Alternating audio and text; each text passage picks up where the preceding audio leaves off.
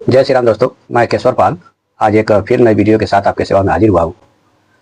दोस्तों, रामपाल जी के एक भक्त हैं, इन्होंने कमेंट किया था कि आप गीता अध्याय 15 श्लोक 16, 17, 18 पे वीडियो बनाइए, जिसमें रामपाल जी जो है बताते हैं कि 3 भगवान हैं। एक ब्रह्म बताते हैं, एक अक्षर बताते हैं, अक्षर पुरुष, एक जो है उत्तम पुरुष बताते हैं। और इन्होंने पूरी इसकी विभाग भी कर दिया है, इन्होंने इसका पूरा विभाग कर दिया है। ब्रह्म को 21 ब्रह्मांड दे दिए और अक्षर जो है कि पुरुष है जो उसको 7 संग ब्रह्मांड, और परम अक्षर ब्रह्म जो इसको कबीर जिसको ये कहते हैं उसको असंग ब्रह्मांड दे करके कुर्सी को बैठा दिया है। तो आज हम लोग इसी का विवेचना करेंगे और परमार के लिए गीता, शिव पुराण और कबीर सागर लेंगे। देखेंगे कुछ कबीर साहब के भी बात को कि वो क्या कहते हैं और हमारी गीता और शिव पुराण क्या कहता है क्षर, अक्षर और उत्तम के बारे में। तो आइए फटाफट वीडियो को बनाते हैं और आपको दिखाते हैं। दोस्तों, यह रामपाल जी की ज्ञान गंगा है, बहुत दिनों से प्रयोग कर रहा हूँ, इसके लिए फट फुट गया है। यह संपूर्ण सृष्टि रचना, इसमें बता रहे हैं कि पूर्ण ब्रह्म इस सृष्टि रचना में सत्पुरुष सतलोक का स्वामी प्रभु, ये बता रहे हैं। दूसरा में कि पर ब्रह्म यह केवल 7 संग ब्रह्मांड का स्वामी है और ब्रह्म यह केवल 21 ब्रह्मांड का स्वामी है। इसका प्रमाण बता रहे हैं कि उपरोक्त तीनों पुरुषों प्रभुओं का प्रमाण पवित्र श्रीमद् भागवत गीता अध्याय 15 श्लोक 16, 17 में भी है। और यहाँ पे पुरुष की व्याख्या करके बता रहे हैं कि पुरुष का अर्थ प्रभु होता है। प्रभु ने मनुष्य को अपने ही स्वरूप में बनाया है, इसलिए मानव का नाम भी पुरुष ही पड़ा है। तो अब इनसे पूछा जाए कि मानव का नाम तो पुरुष पड़ गया, स्त्री का नाम स्त्री कैसे पड़ा? दोस्तों, हम सबसे पहले गीता में चलते हैं, ठीक है, इस श्लोक पे। दोस्तों, यह श्रीमद् भागवत गीता है, साधक संजीवनी हमारे पास है, स्वामी राम सुखदास जी इसके लेखक हैं।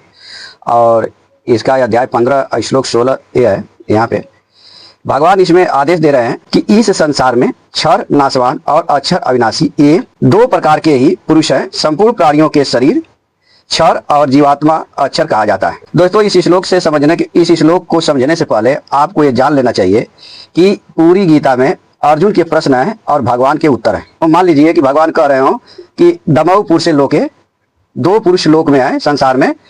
तो अर्जुन प्रश्न करता है, अर्जुन पूछ सकते हैं कि कौन कौन?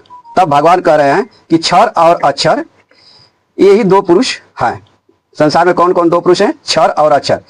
तो अर्जुन प्रश्न करता है, दोस्तों प्रश्न करेंगे कि क्षर और अक्षर किसे कहते हैं? तब भगवान यहाँ उत्तर दे रहे हैं, सर्वाणि भूतानि क्षर च कुटस्थ अक्षर उच्यते। संपूर्ण प्राणियों के शरीर को क्षर और आत्मा को अक्षर कहते हैं। अब आप समझ गए होंगे कि इस श्लोक का अर्थ यही है कि शरीर को क्षर और आत्मा को अक्षर कहते हैं। और इस संसार में शरीर और आत्मा 2 ही चीज है। अब जैसे हमारे पास शरीर और आत्मा है। फिर ये श्लोक 17 में भगवान कह रहे हैं कि उत्तम पुरुष तो अन्य विलक्षण ही है, जो परमात्मा इस नाम से कहा गया है, वही अविनाशी ईश्वर तीनों लोकों में प्रविष्ट होकर सबका भरण पोषण करता है।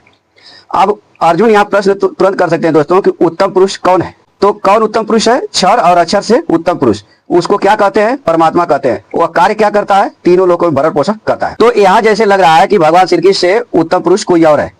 अर्जुन प्रश्न करता है, दोस्तों जब भगवान ये कहें कि उत्तम पुरुष कोई और है जो परमात्मा है, तीनों लोकों में भरण पोषण करता है, तो अर्जुन पूछ सकते हैं कि फिर आप कौन हो? क्योंकि आपने यह 7 में बताया, अध्याय 7 का 7 है कि हे धनंजय, मेरे सिवा इस जगत का दूसरा कोई किंचित मात्र भी कारण तथा कार्य नहीं है। जैसे सूत की मरिया सूत के धागे में पिरोई होती है, ऐसे ही यह संपूर्ण जगत मेरे में ओतप्रोत है। फिर भगवान ने अर्जुन को यह 9 का 16, 17, 18 है, इसमें कहते हैं कि कर्तु मैं हूँ, यज्ञ मैं हूँ, श्रद्धा मैं हूँ, औषध मैं हूँ, मंत्र मैं हूँ, घृत मैं हूँ, अग्नि मैं हूँ और हवन रूप क्रिया भी मैं हूँ।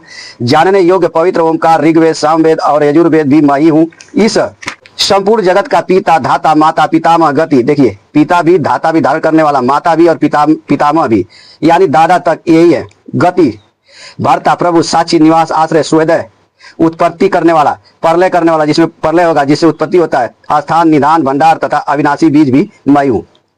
तो इतना सब जब भगवान अर्जुन को बता चुके हैं दोस्तों, तो अर्जुन पूछ सकते हैं कि फिर आप कौन?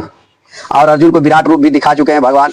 जब अर्जुन ने इतना पूछा कि फिर आप कौन हो, तो भगवान यह 15 का 18 इसमें कहते हैं कि कारण कि मैं क्षर से अतीत हूँ और अक्षर से भी उत्तम हूँ, इसलिए लोक में और वेद में पुरुषोत्तम नाम से प्रसिद्ध हूँ। किसके नाम से? पुरुषोत्तम, पुरुषों में उत्तम। किन पुरुषों में उत्तम? क्षर पुरुष और अक्षर पुरुष। यह पुरुषोत्तम समास के द्वारा बनाया गया शब्द है दोस्तों। जब इसका समास विग्रह करेंगे तो पुरुष धन उत्तम आएगा। किन पुरुषों में उत्तम? जो पीछे 16 में बताए, क्षर और अक्षर पुरुषों में उत्तम पुरुष मैं हूं। ठीक है, क्यों मैं हूं?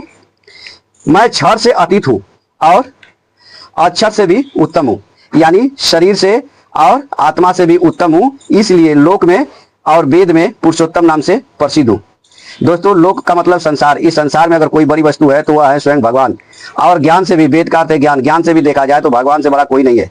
वही चीज भगवान यहाँ बता रहे हैं कि मैं उत्तम पुरुष, जो पुरुषोत्तम है वह स्वयं मैं हूँ। जो भगवान को पुरुषोत्तम मानता है उसके लिए भगवान ने क्या बताया, या 15 का 19 है कि हे भरतवंशी अर्जुन, इस प्रकार जो मोह रहित मनुष्य मुझे पुरुषोत्तम जानता है वह सर्वज्ञ सब प्रकार से मेरा ही भजन करता है। ठीक है, जो नहीं जानता है वह भगवान का भजन नहीं करता है। तो यह तो हमारी गीता में रहा, 15 का 16, 17 और 18, 19 तक हमने बता दिया। अभी हम थोड़ा रामपाल जी का पढ़ लेते हैं, उनका विचार कैसा है। अभी तक तो आपने पढ़ा स्वामी राम सुखदास जी का अनुवाद किया हुआ साधक संजीवनी, और अब हम जो है ये रामपाल जी की गहरी नजर गीता जो है, ये गहरी नजर गीता है, अनुवाद करता संत रामपाल दास महाराज कबीरपंथी। इनके रथ को जो है कबीर साहब खींच रहे हैं और ये पीछे बैठे हुए हैं। तो इसमें हम इनके विचार देखते हैं, ये क्या इसमें गप मार रखे हैं। यह अध्याय 15 श्लोक 16 है।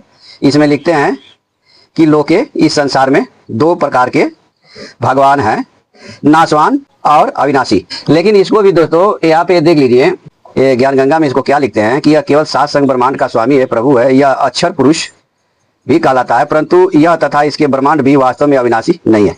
यानी ये अविनाशी भी लिखते हैं और फिर ये भी बता देते हैं कि अविनाशी नहीं है। ठीक है, इस प्रकार इन दोनों लोकों में, आप बताइए यहाँ पे लोक कहाँ से आएगा? लोक शब्द तो एक ही बार है, और भगवान ने इसको बताया कि इस लोक में 2 प्रकार के पुरुष हैं। लेकिन ये क्या कर रहे हैं? लोकों में, इन दोनों के लोकों में, एक लोक में 2 पुरुष है, एक क्षर एक अक्षर। क्षर को शरीर और अक्षर को आत्मा कहते हैं। लेकिन ये रामपाल जी क्या लिखते हैं यहाँ पे, इन दोनों के लोकों में, और एक को नाशवान भगवान और एक को जो है अविनाशी भगवान। लेकिन इसको भी कह रहे हैं कि वास्तव में अविनाशी नहीं है। सर्वारी संपूर्ण भूतारी संपूर्ण प्राणियों के शरीर तो नाशवान और जीवात्मा अविनाशी कहा जाता है। तो इनके अनुवाद बड़े विशेष रहते हैं दोस्तों, यह पकड़ में आ जाता है कि ये कितने दिमाग वाले हैं। तो यहाँ पे देखिए 2 लोक यहाँ पे बना दिए। अब ये 17 का अनुवाद कर रहे हैं, उत्तम पुरुष भगवान तो उपरोक्त दोनों प्रभुओं क्षर पुरुष तथा अक्षर पुरुष से अन्य ही है, जो तीनों लोकों में प्रवेश करके सबका धारण पोषण करता है, एवं अविनाशी परमेश्वर परमात्मा इस प्रकार कहा गया है। यह परमार्थ गीता अध्याय 13 श्लोक 22 और 8 श्लोक 3 में भी ये ले जा रहे हैं। तो इनके कहने का अर्थ है कि यह जो है यहाँ पे 2 भगवान पैदा कर दिए रामपाल जी। अब आगे इनका ये श्लोक देख लीजिए, बहुत विधवत इसका अनुवाद किए हैं। यह 15 का 18 है। या इसमें लिखते हैं कि अस्मात्, क्योंकि मैं मेरे काल लोक के 21 ब्रह्मांड के क्षेत्र में मेरे अधीन नाशवान स्थूल शरीर में विराजमान प्राणियों से तो सर्वथा अतीत श्रेष्ठ हूँ और अविनाशी जीवात्मा से भी उत्तम हूँ, और इसलिए लोक में वेद में अर्थात कहे सुने ज्ञान के आधार से वेद में पुरुषोत्तम श्रेष्ठ भगवान प्रसिद्ध हूँ। पवित्र गीता बोलने वाला ब्रह्म क्षर पुरुष कह रहा है कि मैं तो लोक वेद अर्थात सुने सुनाए ज्ञान के आधार पर केवल मेरे 21 ब्रह्मांडों में ही श्रेष्ठ प्रभु प्रसिद्ध हूँ। वास्तव में पुरुषोत्तम यानी पूर्ण परमात्मा तो कोई और ही है, जिसका विवरण इसी अध्याय के श्लोक 17 में पूर्ण रूप से दिया जाएगा। तो यहाँ पे दोस्तों कोई 21 ब्रह्मांड का इसमें नाम नहीं है, लेकिन ये रामपाल जी क्या है, 21 ब्रह्मांड पैदा कर देते हैं। तो यह तो रहे रामपाल जी के अनुवाद, और थोड़ा सा हम कबीर साहब के विचार देख लेते हैं कि यह अक्षर कहाँ से प्रकट होता है और अक्षर को क्या कहते हैं। यह बोध सागर है, भवतारण बोध कबीर सागर का यह, और इसका 61 पृष्ठ नंबर है। यहाँ पे कह रहे हैं कि नी अक्षर से अक्षर भया, अक्षर किया प्रकाश, मनते माया उपजे, माया त्रिगुण ही रूप, 5 तत्व के मेल में बंधे सकल स्वरूप। यानी यह नी अक्षर से अक्षर पैदा हुआ है। ठीक है, और अक्षर ही इस प्रकाश मतलब संसार को बनाया है, और इसी अक्षर से मन से माया उपजी, और माया का 3 रूप है, रजगुण तमगुण सदगुण। यही जो है 5 तत्वों के मेल में बांधा सकल स्वरूप, 5 तत्वों का शरीर बना करके इस अक्षर को बांध देता है। यही चीज भगवान गीता में भी कह रहे थे कि क्षर जो है शरीर है और अक्षर आत्मा है। अब ये इन लोगों को ये रहता है कि कबीर साहब अपने को सत्पुरुष कहते हैं, तो यह अमर मूल है। यहाँ पे देखिए लिखा गया है, नहीं कबीर नहीं धर्मदासा, अक्षर एक सकल घटवासा, सत्य पुरुष वाही सो कहिए, आदि अंत अक्षर गई रहिए। अक्षर मूल और सब डारा, शाखा रमणी पत्र पसारा। यानी कह रहे हैं कि नहीं कबीर नहीं धर्मदासा, न कबीर और न धर्मदास, यह क्या है, सत्पुरुष नहीं है। जो एक अक्षर है सकल घटों में वास करती है उसी को सत्पुरुष कहा जाता है, और वही आदि और अंत सब भी है, सब है। यह तो रहा कबीर सागर में। अभी हम शिव पुराण में विशेष रूप से क्षर अक्षर और उत्तम को पढ़ते हैं। यह शिव पुराण है, संक्षिप्त शिव पुराण, और वायवीय संहिता है। और हम यहाँ पे 672 पृष्ठ पे पढ़ेंगे। गीता प्रेस गोरखपुर की है। यहाँ पे मुनियों का प्रश्न है और वायु देवता का उत्तर है। मुनियों ने पूछा, आपने वह कौन सा ज्ञान प्राप्त किया है जो सत्य से भी परम सत्य एवं शुभ तथा जिसमें उत्तम निष्ठा रखकर पुरुष परमानंद को प्राप्त करता है। वायु देवता कहते हैं कि महर्षियों, मैंने पूर्व काल में पशु पास और पशुपति का जो ज्ञान प्राप्त किया था, सुख चाहने वाले पुरुषों को उसी में ऊंची निष्ठा रखनी चाहिए। अज्ञान से उत्पन्न होने वाला दुख ज्ञान से ही दूर होता है। वस्तु के विवेक का नाम ज्ञान है, और वस्तु के 3 भेद माने गए हैं, जड़, प्रकृति, चेतन, जीव, और उन दोनों का नियंता परमेश्वर। ठीक है। इन्हीं तीनों नामों से पास, पशु तथा पशुपति कहते हैं। तत्वज्ञ पुरुष प्रायः इन्हीं तीनों तत्वों को क्षर अक्षर तथा उन दोनों से अतीत कहते हैं। जो भगवान ने कहा गीता में कि मैं क्षर से अतीत और अक्षर से उत्तम हूं। तो इन क्षर और अक्षर से जो अतीत है वह उसी को बता रहे हैं कि अक्षर ही पशु कहा गया है, और क्षर तत्व का नाम पास है, तथा क्षर और अक्षर दोनों से परे जो परम तत्व है उसी को पति या पशुपति कहते हैं। प्रकृति को ही क्षर कहा गया है। क्षर किसको कहा गया है? प्रकृति को। और शरीर किसकी बनी है? प्रकृति से बनी है। और पुरुष जीव को ही अक्षर कहते हैं, और जो इन दोनों को प्रेरित करता है वह क्षर और अक्षर दोनों से भिन्न तत्व परमेश्वर कहा जाता है। भगवान ने क्या कहा था ड्रामा में कि क्षर से अतीत और अक्षर से उत्तम हूं, इसलिए लोक में और वेद में पुरुषोत्तम नाम से प्रसिद्ध हूं। माया का ही नाम प्रकृति है, और पुरुष उस माया से आवृत है। ठीक है। जैसा कबीर साहब ने आपको बताया कि नी अक्षर से अक्षर भया, अक्षर किया प्रकाश, अक्षर से मन उपजा, सुन सन धर्मदास, मन से माया उपजी, माया के 3 रूप, 5 तत्वों के महल में बांधा सकल स्वरूप। तो जो प्रकृति है इसके 3 रूप होते हैं, और इसी माया में यह पुरुष बन जाता है, यानी शरीर में बन जाता है आत्मा। मल और कर्म के द्वारा प्रकृति का पुरुष के साथ संबंध होता है। शिव ही इन दोनों के प्रेरक ईश्वर हैं। माया महेश्वर की शक्ति है, और चित्त स्वरूप जीव उस माया से आवृत है। चेतन जीव को आच्छादित करने वाला अनामय पास ही मल कहलाता है। उससे शुद्ध हो जाने पर जीव स्वतः शिव हो जाता है। वह विशुद्ध ही शिव तत्व है। यानी जीव जो है स्वयं शिव है, लेकिन वह क्या होता है कि वह माया में यानी प्रकृति में आवृत हो जाता है, इसलिए वह भगवान से अलग हो जाता है। इसी को यहाँ भगवान कह रहे हैं। 15 यह श्रीमद् भागवत गीता है, और 15 का श्लोक नंबर 7 है। इसमें कह रहे हैं कि इस संसार में जीव बना हुआ आत्मा स्वयं मेरा ही सनातन अंश है, परंतु वह प्रकृति में स्थित है। ठीक है। जो जैसा कि आपने अभी शिव पुराण में पढ़ा, तो प्रकृति में स्थित है। मन और 5 इंद्रियों को आकर्षित करता है, अपना मान लेता है, इसलिए वायु गंध के स्थान से गंध को ग्रहण करके ले जाती है। ऐसे ही शरीर आदि का स्वामी बना हुआ जीवात्मा भी जिस शरीर को छोड़ता है वहां से मन सहित इंद्रियों को ग्रहण करके फिर जिस शरीर को प्राप्त होता है उसमें चला जाता है। यानी भगवान बताए जैसे वायु गंध को उड़ा करके एक स्थान से दूसरे स्थान ले जाती है, वैसा ही ये जीवात्मा मेरा अंश होते हुए भी इंद्रियों को आकर्षित करता है और एक शरीर से दूसरे शरीर में चला जाता है।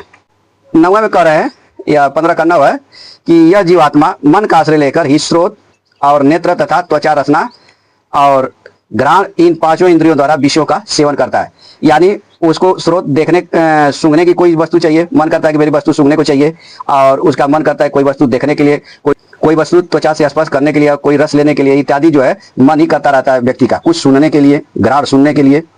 तो दोस्तों इस वीडियो में आपने क्या देखा कि क्षर अक्षर और उत्तम माने 3 भगवान नहीं है। यहाँ पे क्षर शरीर को कहा गया है और अक्षर आत्मा को कहा गया है। इन दोनों का जो नियंता है उसी को परमेश्वर परमात्मा कहते हैं, शिव कहते हो। तो आपने शिव पुराण में भी दिखाया कि हमारे पुराणों में भी इसका, और पुराणों में बहुत वर्णन है, वीडियो लंबी हो जाती है तो इसके लिए हम आपको पूरा नहीं दिखा पाए, लेकिन हम आपको सिर्फ यही बताना चाहते हैं कि यहाँ पे किसी भी प्रकार से किसी भी भगवान का वर्णन नहीं। ये रामपाल जी जो है उल्टा सीधा पढ़ा करके लोगों को गुमराह करते हैं। आप देखिए कबीर साहब ने भी कहा कि नी अक्षर से अक्षर भया, यानी जो निराकार परमात्मा है उसी से अक्षर उत्पन्न होता है। अब वही भगवान 15 के 7 में कहे कि यह जीव जो है मेरा सनातन अंश है। और वहां कबीर साहब क्या करें फिर दूसरी लाइन में कि नी अक्षर से अक्षर भया, अक्षर किया प्रकाश। ये सारे संसार, प्रकाश मतलब संसार को पैदा करना। अब इस संसार को पैदा करने वाला कौन है? आत्मा ही है। आत्मा अगर शरीर में ना रहे तो शरीर कुछ भी नहीं करेगी। मैं ये बोल रहा हूँ आपके सामने तो आत्मा की वजह से ही बोल रहा हूँ, लेकिन यह है कि आत्मा भी शरीर पर आधारित है और शरीर भी आत्मा पर आधारित है। आत्मा बिना शरीर का नहीं बोल सकती और शरीर बिना आत्मा का नहीं बोल सकता, तो ये एक दूसरे के पूरक है। अब इसमें हुआ क्या था दोस्तों कि यहाँ 5 तत्वों का यह जो शरीर है यह स्वयं जीव अपने लिए ही बनाता है। भगवान ने भी बोला कि मेरा सनातन अंश होने पर भी यह मन सहित इंद्रियों को आकर्षित करता है, इसलिए यह ऊंच नीच योनियों में चला जाता है। अगर यह आकर्षित मुझे करने लगे तो फिर नहीं जाएगा। ऐसा ही शिव पुराण में भी आपको दिखाया गया कि यह जीव जो है स्वयं शिव है, लेकिन प्रकृति में स्थित है और मलों से लगा हुआ है, लपटा हुआ है, और प्रकृति मतलब शरीर में लगा रहता है, संसार में लगा रहता है, भगवान में नहीं लगता है, तो यह ऊंच नीच योनियों में चला जाता है। तो यहाँ पे किसी भी प्रकार से 3 भगवान नहीं है, ठीक है। लेकिन ये स्वयंभू भगवान जो रामपाल जी हैं उल्टा सीधा पड़ा करके लोगों को गुमराह करते हैं, ठीक है। तो आज के लिए इतना ही, फिर मिलेंगे नेक्स्ट वीडियो में, तब तक के लिए जय सीताराम।